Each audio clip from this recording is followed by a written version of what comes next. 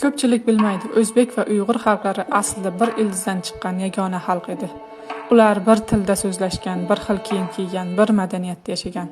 Ularning ajdodlari 9-asr oxirida tashkil topgan qudratli Qoraxonlar davlatiga asos solgan.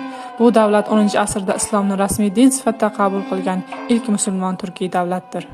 Qoraxonlar davlati Movarounnahr va Sharqiy Turkistonni o'z ichiga olgan. Bu yerda uyg'ur yozuvi, turkiy til, islomiy ilm, fan va adabiyot gullab yashnagan. Bu o'zbek va uyg'ur ajdodlarining yagona, boy madaniy merosi edi. Ammo 20-asrda Stalin siyosati bu birlikdan qo'rqdi. U Sovet hududidagi musulmon turkiy xalqlarni sun'iy ravishda bo'lib tashladi. Natijada uyg'urlar Xitoydagi Shinjon, Sharqiy Turkistonda, o'zbeklar esa Sovet ittifoqi tarkibida qoldi. Bir xalq ikki bo'lakka ajratildi. Bugun biz bir-birimizni boshqa millat deb ataymiz, lekin tariximiz, tildoshligimiz va qonimiz bir. Bu haqida esa unutmasligimiz lozim.